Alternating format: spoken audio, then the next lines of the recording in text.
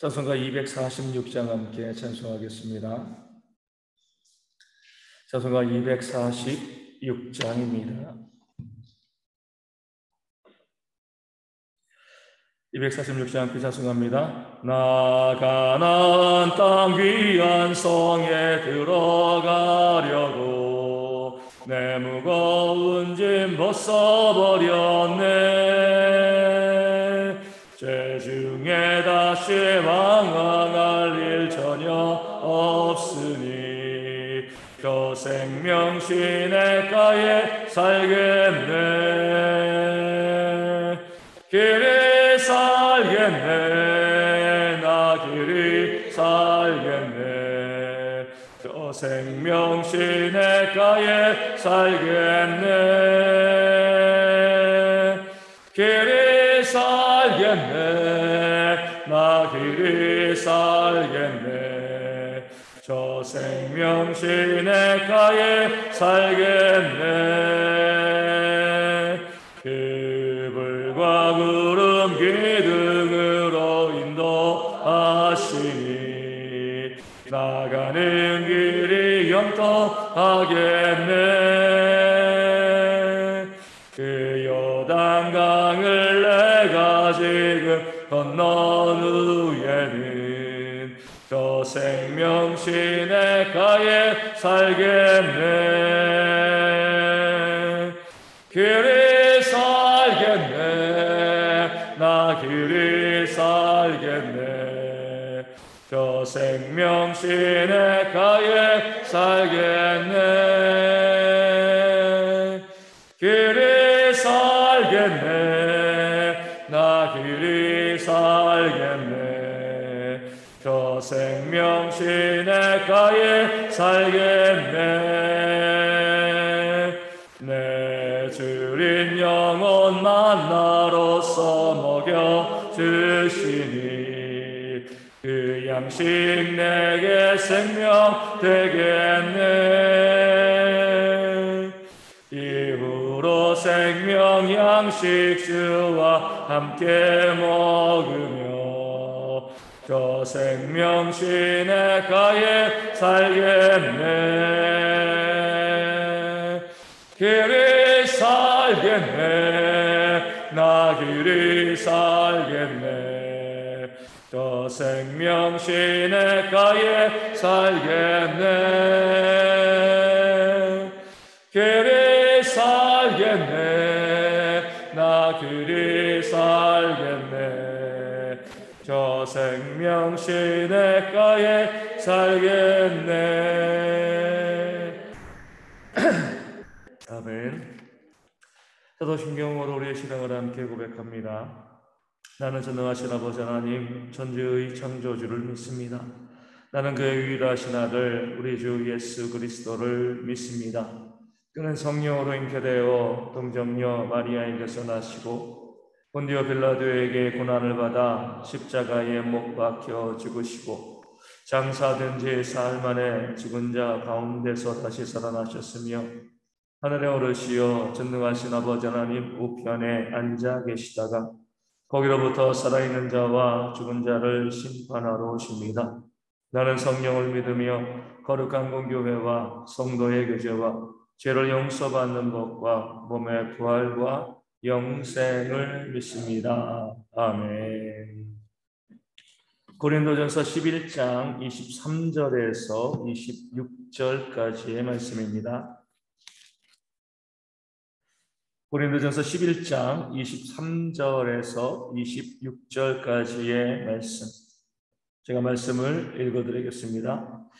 내가 너희에게 전한 것은 주께 받은 것이니 곧 주 예수께서 잡히시던 밤에 떡을 가지사 축사하시고 되어 이르시되 이것은 너희를 위하는 내 몸이니 이것을 행하여 나를 기념하라 하시고 식후에 또한 그와 같이 잔을 가지시고 이르시되 이 잔은 내 피로 세운 새 언약이니 이것을 행하여 마실 때마다 나를 기념하라 하셨으니 너희가 이 떡을 먹으며 이 잔을 마실 때마다 주의 죽으심을 그가 오실 때까지 전하는 것이니라. 아멘.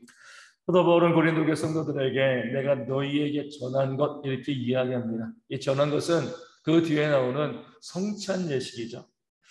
이 성찬 예식에 대해서 죽게 받은 것이다라고 바울이 이야기하고 있습니다. 물론 바울은요, 주님께서 성찬을 제정하신 그 잡히시던 그날 밤에 그 자리에 함께 하지는 못했습니다. 그때는 믿는 자가 아니었죠.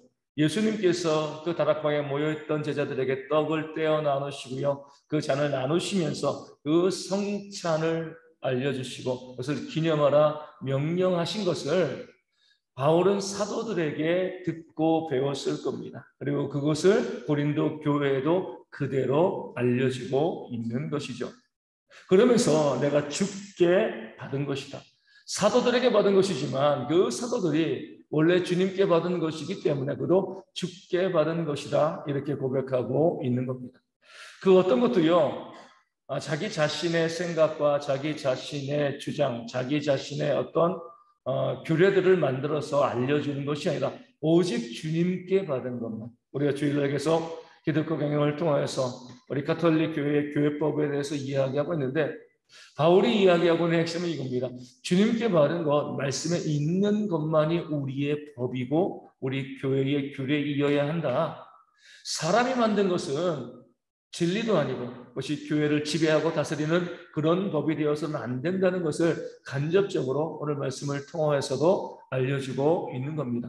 오직 주님께 받은 것, 그 받은 것이기 때문에 주님께서 알려주신 것이기 때문에 나도 그것 그대로를 너희에게 전하고 알려주어서 너희가 지금 성찬을 행하고 있는 것이다. 이렇게 바울이 이야기하고 있는 겁니다. 그러면서 주님께서 성찬을 제정하실 때의 그 모습을 잠시 소개하고 있는 거죠.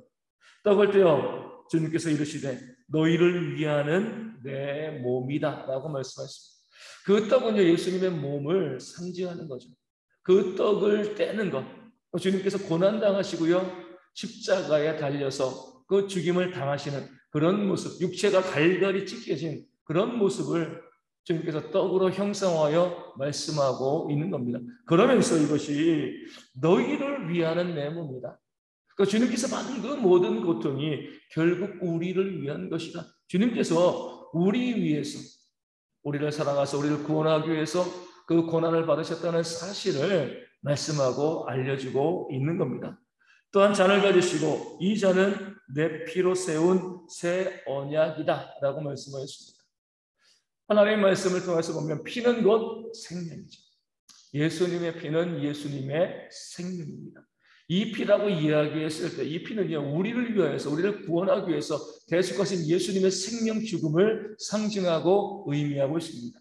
내가 십자가에서 이 피를 흘림으로 이 생명을 줌으로 이 죽음을 경험함으로 인하여서 대속으로 너희의 모든 죄가 용서함을 받고 너희에게 새로운 생명이 주어졌다. 내 피로 너희 피를 바꾼 거죠. 예수님의 피로 우리가 살게 하신 것, 이것이 바로 예수님의 십자가의 죽음이고 그 십자가의 보혈이 되어집니다. 이것을 가지고 주님께서는 새 언약이다라고 말씀하신 겁니다. 주님의 피를 믿는 자마다, 그 십자가를 바라보는 자마다 영생을 얻는다. 이것이 하나님께서 우리 가운데 주신 새 언약이 되어지는 것이죠. 그 떡과 그 잔에 대해서 말씀하시고 난 다음에 주님께서는 매 말씀마다 이렇게 말씀하십니다. 이것으로 나를 기념하라 말씀하십니다. 기념하라는 것은 기억하고 마음에 새기라는 겁니다.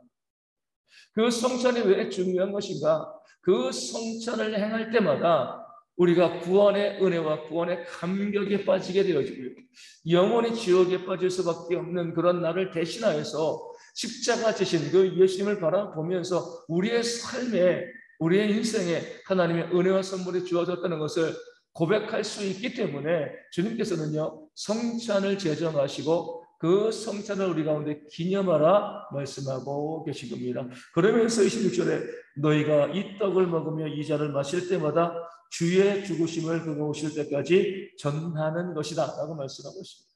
성찬을 통해서 우리는 이제 주의 죽으심, 대속이죠. 십자가를 통한 우리의 구원이죠. 이 구원을 주님께서 오실 때까지 전하는 것, 이것이 바로 성찬의 의미가 되어지는 겁니다.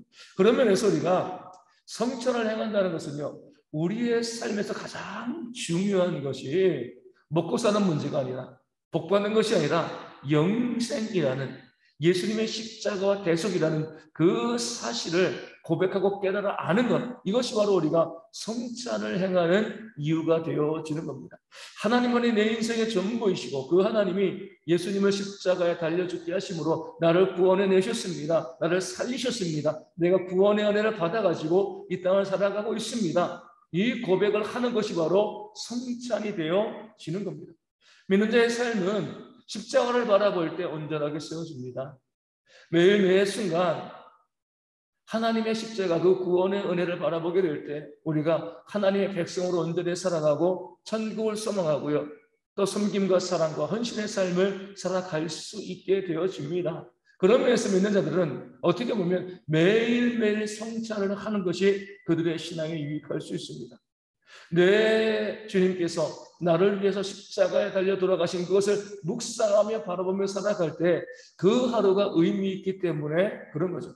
그런 면에서 우리는요, 잘 준비되어지고 잘 기도하면서 가능한 많은 시간 우리의 성찬에 우리의 삶의 모습을 둘 수 있도록 애쓰고 노력해야 하는 겁니다. 왜 교회 가운데서 많은 타락과 문제가 발생하고 있는가? 이 성찬의 의미를 그 마음 가운데 새기지 않기 때문에 그래요.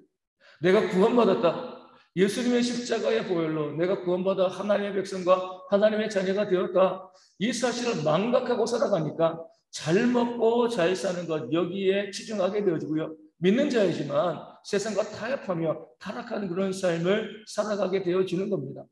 오늘 말씀을 통해서 이 성찬을 주님께서 오실 그날까지 전하는 것, 주의 죽으심을 전하는 것, 우리가 구원받은 자임을 내 스스로도 깨달아 알고요, 믿지 않은 많은 사람들에게 알려주는 것이요, 우리의 인생의 목적임을 오늘 말씀이 우리 가운데 알려주고 있습니다. 그러면서 우리 모든 성도들이요, 성찬에 대한 사모함을 가지고요, 또 우리 성찬이 없다 할지라도 매일 순간 예수님의 십자가를 바라보면서 그 구원의 은혜 가운데 거하는 그런 지혜가 우리 모든 성도 가운데 있기를 주님의 이름으로 축원을 드립니다. 이 말씀을 기억하시면서 내가 이 땅을 살아가면서 오늘 얼마나 잘 먹고 잘 살까, 이것을 바라보는 것이 아니라 그 구원의 은혜 받은 자로서 어떻게 거룩한 삶을 살아갈 것인가 고백하고 꼭 기도하는 그런 삶의 모습이 우리 모든 성도 가운데 있어서 우리 성도들의 삶이 구원받은 자로서, 은혜 받은 자로서 온전히 세워질 수 있도록 그렇게 기도해 주시면 감사하겠습니다.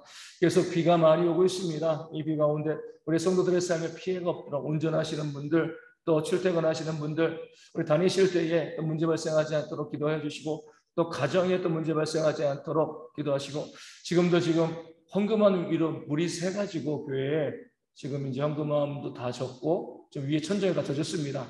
좀 조심하셔야 돼요. 우리 이혁봉 목사님 자리가 조금 그렇습니다. 그래서 이제 아침에 와 보니까 헌금함이 다 젖어서 위에서 이제 물이 떨어졌더라고요. 교회가 좀 오래되다 보니까 천장에서 물이 새는 그런 부분들이 있습니다. 천장에 뭐 다른 시설은 없고 전기 배선이 있기 때문에 약간 좀 염려되어지는 부분이 있지만 뭐 다른 시설이 없기 때문에 뭐 큰 문제는 없을 것 같은데, 우리 교회도 또 계속 비가 오는데 문제 없도록 우리 성도들의 가정에도 문제 없도록 기도하여 주시고요. 또 우리 가운데 육신적으로 또 힘들어하는 성도들이 있습니다. 우리 조순옥 선사님, 서문재 집사님, 또 주님에게 박무선 사모님 완전히 완치되어지고 후유증 내재를 발생하지 않고 건강한 모습으로 우리 교회 가정을 섬길 수 있도록, 여러 가지 질병으로 또 코로나로 또 확진되어지고 또 이후에 또 치료받고 또 회복되어지는 성도들도 있습니다. 깨끗이 나음받아 건강으로 하나님을 섬기는 꾼 될 수 있도록 위하여 기도하여 주시고요. 우리 모든 성도들이 이 어려움 가운데 더욱더 하나님만 믿고 의리함으로 승리하는 귀한 삶을 살아가는 주의 백성들 되어질 수 있도록 이 아침에 함께 기도하도록 하겠습니다. 기도를 하시겠습니다. 하늘에 계신 우리 아버지의 이름을 거룩하게 하시며 아버지의 나라가 오게 하시며 아버지의 뜻이 하늘에서와 같이 땅에서도 이루어지게 하소서. 오늘 우리에게 일용할 양식을 주시고 우리가 우리에게 잘못한 사람을 용서하여 준 것 같이 우리 죄를 용서하여 주시고 우리를 시험에 빠지지 않게 하시고 악에서 구하소서. 나라와 권능과 영광이 영원히 아버지의 것입니다. 아멘. 기도하겠습니다.